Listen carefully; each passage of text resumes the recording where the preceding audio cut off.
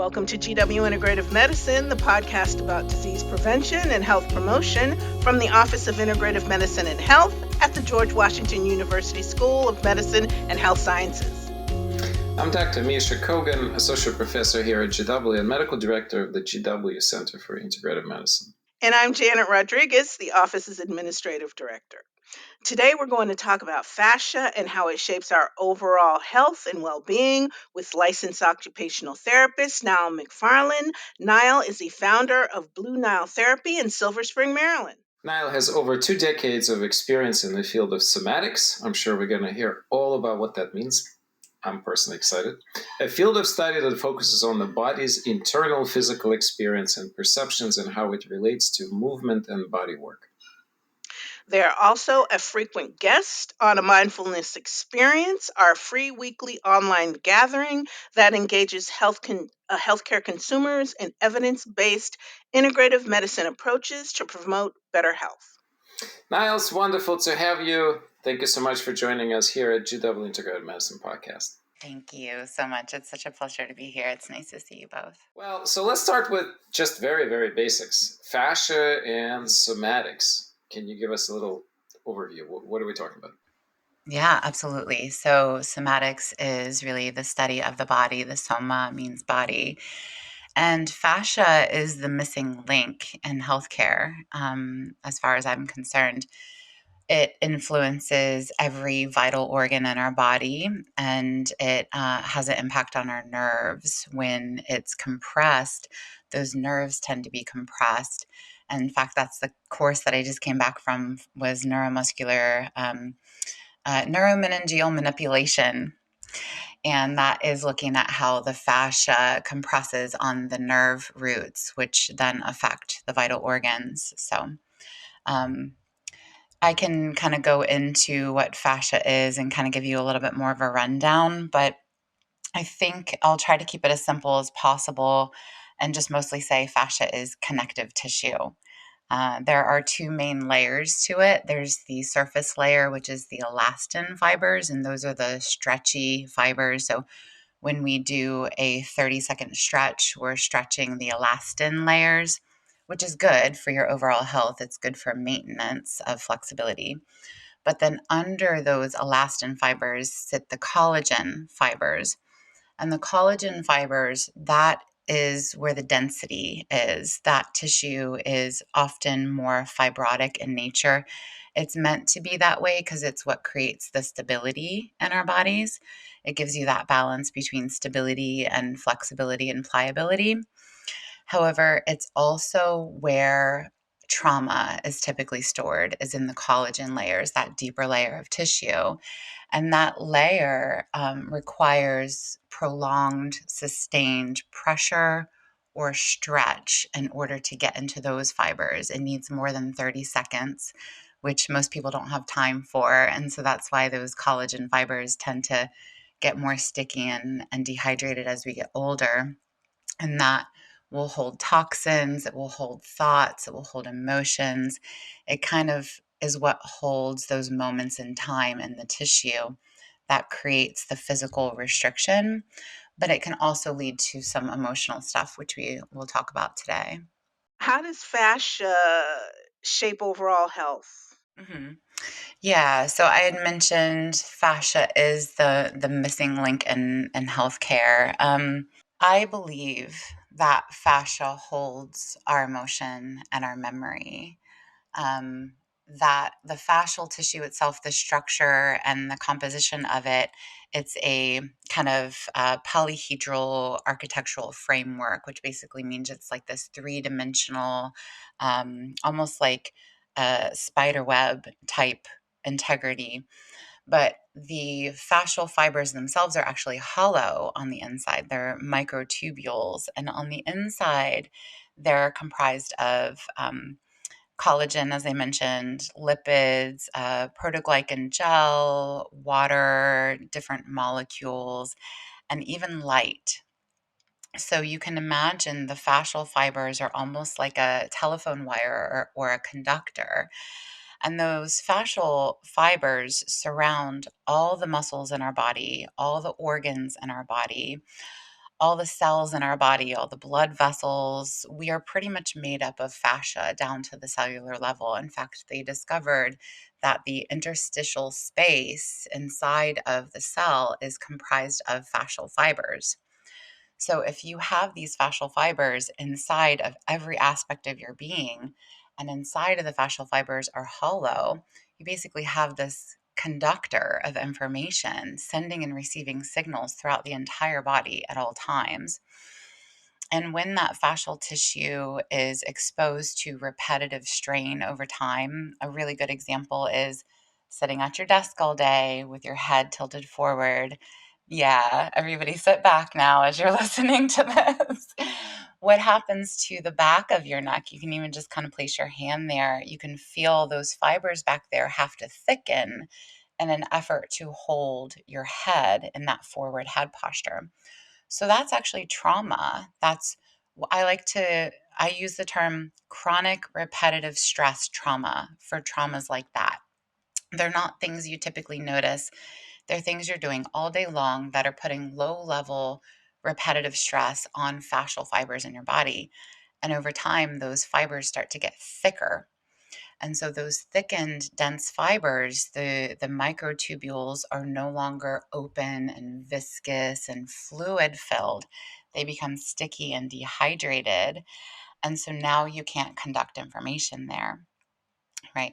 Not only is it not physically functional, but it also can't flow. And if you lose flow in any one place in the body, that now becomes a source of stress for your emotions. All right. And this is really the cutting edge stuff that I'm doing with my work. And what I'm really challenging people to think about is emotions are held in the body. And of course, we have a lot more. Bessel van der Kolk wrote a really great book about that recently. And people will say all the time, oh, have you read his book? Do you know how information is stored in the body? The body keeps score. That's what I'm talking about here. Right. So we can agree, thank you, Bessel van der Kolk, that the body does keep score. It does hold information in the body. But I'm actually proposing that it's stored specifically in the fascial fibers. Because when you have that chronic repetitive stress in the back of the neck, that place can no longer flow and it becomes a sponge for emotion. I like to say that emotion goes to the place of greatest restriction, fascial restriction in the body. It becomes a sponge for that. And the reason for that is emotion is energy, right? Thoughts are energy. We are energy. And energy must move. Energy must go somewhere. And if it can't flow through you, it becomes you. Okay. Yeah. So that's how I feel it contributes to overall mental health. And then, of course, you have the physical component too, which is now that place in the body, the organs, the nerves in that area are under pressure. They're compressed by the fascial fibers. So you have no flow, you have compression in that area. That's going to end in physical dysfunction and emotional dysfunction. It's always the both and. Misha, this makes me think of that documentary that we watched a few years ago, All the Rage, the one about Dr. John Sarno. Sarmus, yeah. And so, I mean, his work is in the same area where it's like the pain isn't necessarily coming from a physical injury, it's coming from an emotional. It's a memory, yeah. Yeah. Yeah, I love this topic because it's such a truly whole person, fully integrative topic, right? I mean, everything is interconnected, and on a fascial level, it's obvious if you think that way. Like it's a sort of intermediary between our physical structure, our energetics, and also our psychosomatic aspect. I'm sort of frustrated is not the right word here. I think I'm very upset that, in the field of chronic pain, the word fascia is rarely used. Like if you talk to somebody who's running a large, some kind of a chronic pain center, they don't do any work on a fascial level. I mean, they may do some kind of therapy or maybe even massage, but when the conversation flows, the word fascia is not used, and yet, like, chronic pain is, 50%. It's all about fascia. Now, how do you respond to this, and sort of how do you connect these dots here? Oh man, Before I'm trying. before you do that now, y'all should see this very, very knowing smile on Niall's face as Misha was talking about how fascia is not mentioned in these discussions. Right. But And I'm trying to sorry. think about how much do I want to say here because I don't want to get myself in trouble. Like, how No, no, much do no, I no, no, call out the no, no, medical no, no community? trouble, no trouble here. No trouble. We don't want any This is, trouble Yeah. on you. well, we do. We want a little trouble. Yeah, a little bit. This podcast is about We things get in that trouble people every can once in a get while. elsewhere. So Right, it's fine. right. It's fine. Which is why I love you guys and I keep coming back for sure. I feel I can say this and I'm not really saying anything new here.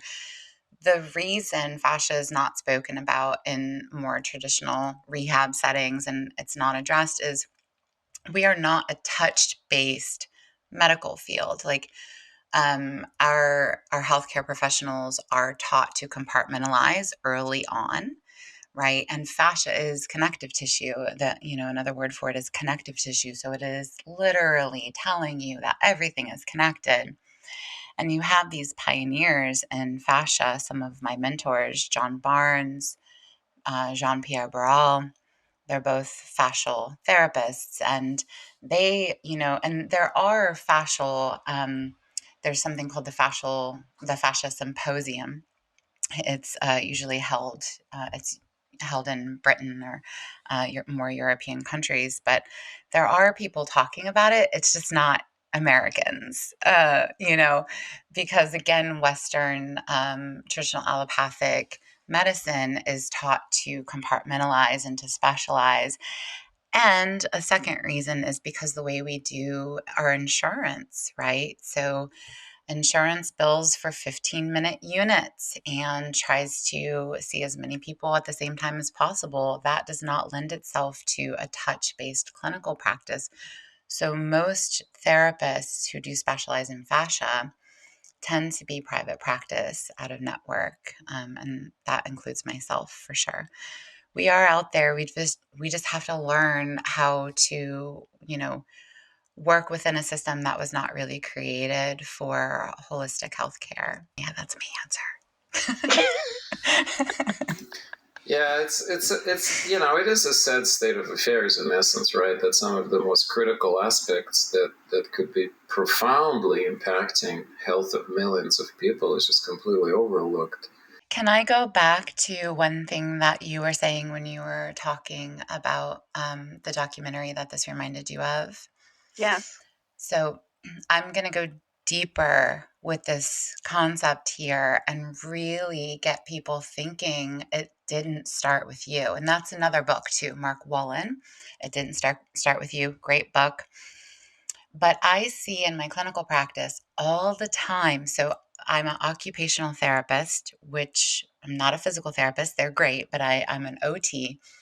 And OTs are, especially what makes us kind of unique is that we're trained in development. We're trained to work with whole family systems. And so I do pediatrics. I see newborns all the way up to geriatrics. And oftentimes I'll see mothers or fathers first. They're coming in for pain management or trauma therapy, which I can talk about in a little bit.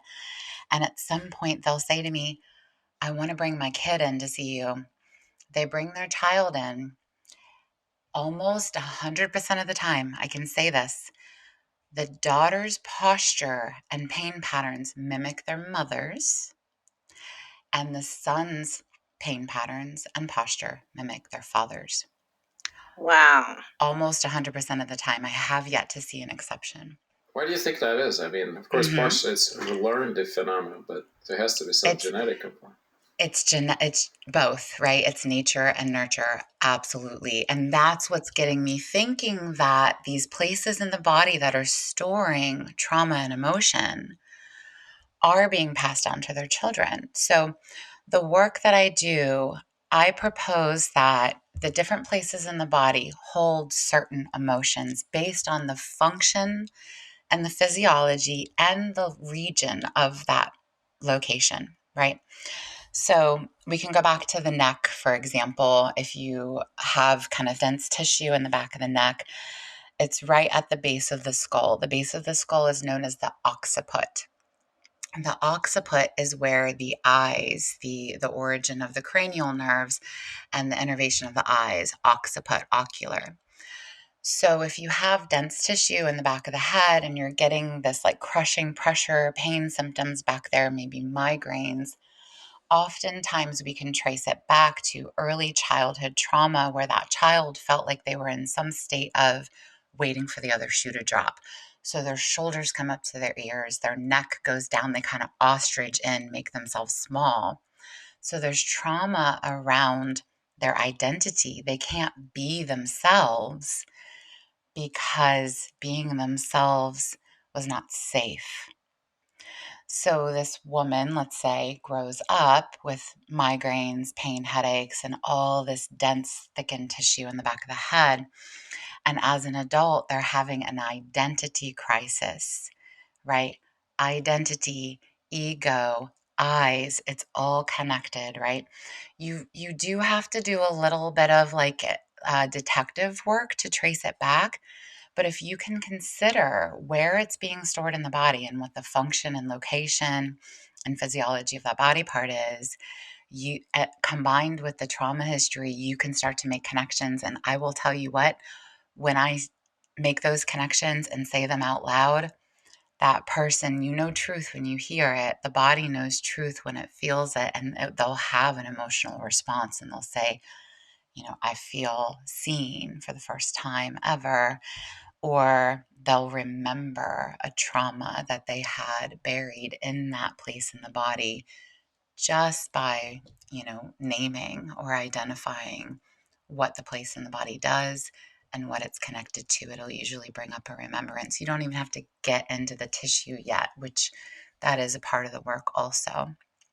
So, yeah, that I find fascinating. And to speak to your point, Misha, I do think it is learned, but I think it's learned through modeling. And that's the tricky part, right? You can do all the top down talk therapy, EMDR, psychoanalysis you want and get to the base of why you do what you do. But if the body is still expressing these things in your posture, it's still going to come out in your behavior. And then you're modeling those things to children. And as far as the gender thing, I don't know. I mean, if you have thoughts, I just find it fascinating. It's just an observation. But social conditioning is a hell of a drug, right? When it comes to gender.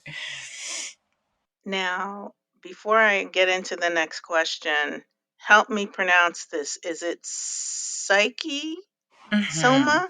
Yep, you got it. Psyche Soma. Okay, good. Yeah, and that's kind of what I'm alluding to already is the Psyche-Soma Integration Model. Okay. So, what is Psyche-Soma?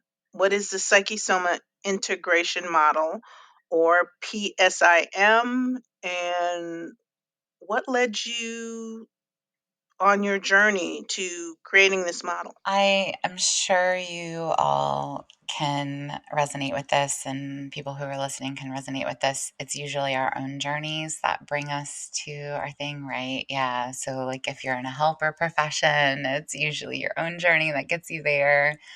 Um, the Psyche-Soma Integration Model. So, Psyche is the mind, Soma is the body, and then integration model. It's an integrative approach to trauma recovery.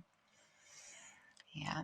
And I came to it because I was a very body led therapist and working with fascia. Fascia fascinates me. And I was finding that I was kind of hitting stuck points with my clients where we would get into the fascia. The physical fascia would release. There would be an emotional component. Our clients would have these aha moments, or they would start to remember old memories when the fascial tissue was released, which led me to realize, oh, of course, these moments in time are trapped in the tissue. But then when those releases occurred, there was no integration. There was no integration happening with the mind, with the psyche. And so we weren't holding on to the changes. The changes weren't integrating. They would have these beautiful releases. They would feel great for about a week or so. And then they were just kind of coming back with the same problems over and over. The other thing I will say is there were times that me personally, I would be receiving therapy, fascial therapy, soma, body led therapy, and I was getting re traumatized. Stuff was coming up that I was not prepared to process. And I would have these wicked nervous system responses. I would start shaking, and it was starting to trigger kind of the autonomic nervous system, and I wouldn't know how to calm that down and work with that. So I started really becoming a trauma trained therapist in 2018, give or take, about 10 years after starting my fascial therapy. And again, as an occupational therapist, we're trained to do both. Most OTs are either physical rehab OTs or psychodynamic OTs, social OTs. It's very rare that you get both. So I just happen to be a combination of the two. And that's really what the SIM model is, the Psyche-Soma Integration Model is it bridges the gap between the top-down talk therapy models and the bottom-up physical rehab models. And it uses four main aspects to help our clients to create their own safer, secure, sacred container for the body to be able to express itself, while also allowing our mind to integrate the information that's coming up in real time. So there is no separation with this model. So, ignorance question, just simply because I don't know this differences, semantic differences. So this SE, right? So it's a Somatic somatic experience. experience. What's the difference here? Because I understand that it's a bit less manual, right? It's more, but it's still tissue based, correct? It is non-touch based, It's and non-touch based, okay. non-touch based. You can go into deeper level, like higher levels, and do more touch based. Sensory motor therapy is more touch based, and sensory motor therapy was created by an OT, and that is still pretty top down. So to answer your question, somatic experiencing was created by Peter Levine. His book, Waking the Tiger, highly recommend. He's a pioneer in the concept of the body holding these moments in time, holding the trauma in the body. And Waking the Tiger is this concept. It's the metaphor of your body is feeling like it's being chased by a tiger at all times, right? So it's in these heightened states of fight or flight usually. So he proposes you get into the body. And the way that he does it, I would still consider that top down. And I know that there are people who are going to listen to this and and furl a little bit and be like, no, because they might be SE practitioners. But compared to the model, the Psyche-Soma integration model, it's still very top down in that it asks the mind to go into the body to feel where is the emotion being held in the body. And I propose if you could have figured that out by now, the body would have told you. There's a reason why that information is lying dormant and unconscious, and it's usually because we have to stay functional. The body is designed to seek homeostasis, and it will do that at all costs, including burying information, vital information that's keeping you sick on some level. I think it could be such an amazing podcast to bring someone from SC and you together. I'm not kidding. I mean, I think we're often not realizing that there's so many modalities that really the truth is always in combination. Something will be more effective for one person, not for another. And I think that's a Totally. sort of a total lack of understanding in the standard of care, that there is this complexity of details, not just based on biochemistry and structural issues of the particular pain syndrome, but the depth of the perception based a lot more in energetics and psychosomatic aspect of the journey of the person. And this is just simply a different levels of the work that we're discussing here. Mhm. I've been trained by practitioners who have trained with Peter Levine. I am a somatic psychedelic facilitator. And so Now I've, there is the term, somatic psychedelic facilitator. yeah, that's a thing. That's a thing. Certified, technically certified somatic psychedelic facilitator. And it is through Peter Levine's institute, Gabor Mate and Peter Levine Embody Lab. So I've trained with his models, and I will say I love what you're saying, Misha, about the truth is kind of somewhere in the middle there, or like an alchemy of the combination. Um, my observations have been that somatic experiencing is really good for folks who are not ready for touch, usually, or who need to offer that to themselves first. And again, it goes back to the thing I said is I've been in spaces that were all touch based and I've been re-traumatized. Well-meaning, well-intentioned, the container was created, the boundaries, expectations were created. It was just a thing of there was ego there was force there, and I wasn't ready. Which really brings me into with the Psyche-Soma Integration Model. I had mentioned that there are four main aspects. The first aspect is you learn to assess your own body. You learn to read your own body as a client. You learn to read your body like a map. And we use a four-step process to that to help them kind of titrate into their own body first. So it increases interoception, which is the ability to feel what's happening inside of your own body. So if you don't have a relationship to your own interoception and you have someone else coming in putting their hands on a hot spot, that's not step one, even in the SIM model or in the Psyche-Soma Integration Model. So really, when I start working with a client, I set the expectation that it's going to take 6 to 9 months, right? And that's another thing that I think is really important to say is how many times have clinicians or therapists started working with a client and here you are 5 years later and you're still talking about some of the same things. You're still working on some of the same things. So this model is created for therapists who know that the body is the key, and more specifically, the fascia is the key. And they just don't know how to go about accessing it in a safer, secure, sacred way. So this creates the tools for that using titration, which is a concept created by Peter Levine. So yeah, so that's the first step. I think we also need to do like a whole conference, Janet.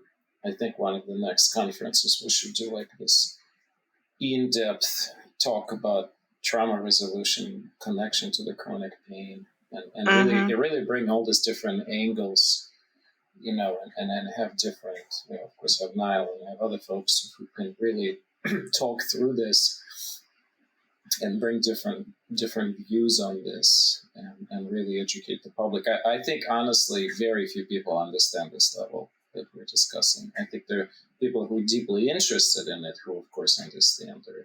There are actually a good share of practitioners of this type of work here in our area in DMV, Mm-hmm. greater DMV area. So, it's a highly traumatized environment here from every angle.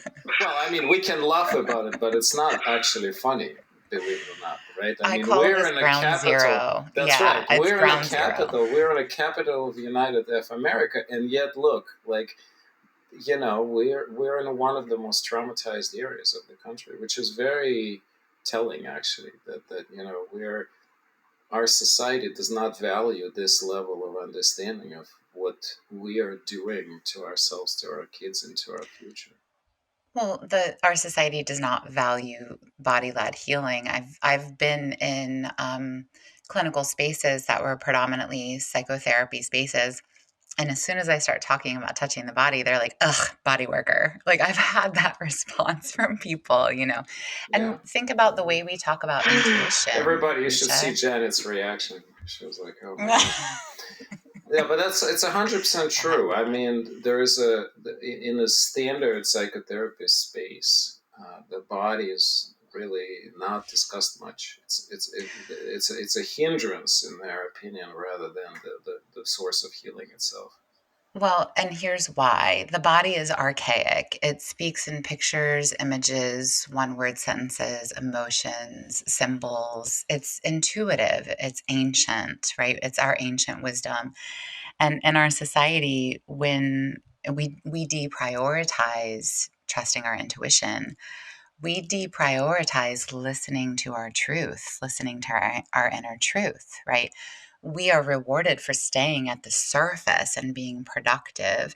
And the only way we can really connect with that ancient wisdom is to slow down. I mean, you can even hear it in the way I speak. I speak slowly on purpose, right? Like I will make you settle and come down to, the more dense vibration of the body.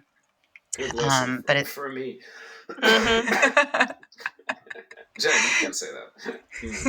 No, I was No, of saying for course you can't. myself too. No. You should say it to me.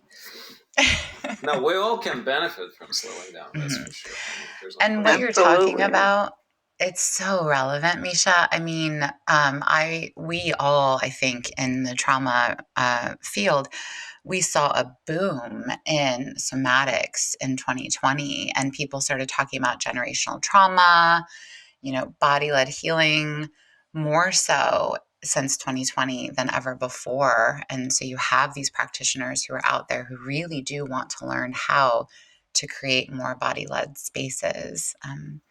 So we're You know, getting there. I can envision that the future of healthcare would be when we can forget about which modality we use because there's some kind of a bundled approach covered by insurance. And instead of saying, look, you have to see only what's covered, fee for service model, instead you have a center that sort of have a little bit of everything. You have access to every practitioner, and the payment is not based on who you see, but payment based on your condition. And the clinic then can decide what's the best approach for, clinic with the patient and together can decide what's the best approach, where people like you, Nile, will take just as much of an equal space as, I don't know, interventionalist who does pain injections. To Mhm. me, that shouldn't be any difference in that sense, right? Because if the tools are effective, then they should be offered. I think it's a realistic hope. I mean, it may be a little too optimistic, but it's okay. Well, Hope is good. well, Hope I is hope good. it's good. Eventually we'll get to a point where hopefully everybody has their individual communities and they they can just build and do whatever they want in that community. I think it's a great place to end for today. Any last words of wisdom from you, dear? Let me think. Yeah, actually, I was thinking about a quote that I read today. It said that this was by C.S. Lewis. I don't know if you've heard of it. You do not have a soul. You are a soul, and you have a body. And so the work that I do, I really see this as I am teaching people how to take back the intellectual rights to their own body because they do. They have a body. And they really weren't given an instruction manual for that. They really weren't taught how to use that. And because our medicine is so compartmentalized, we get sent to one person after the next, after the next, after the next.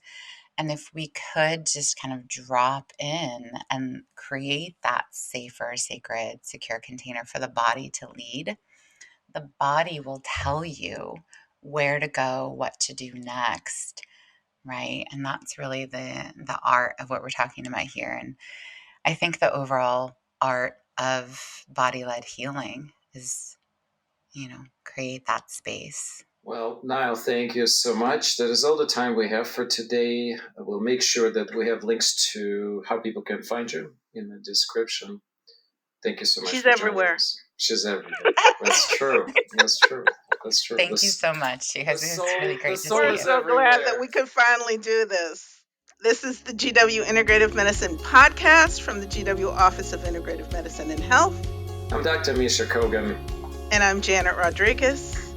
Thanks Thanks for listening.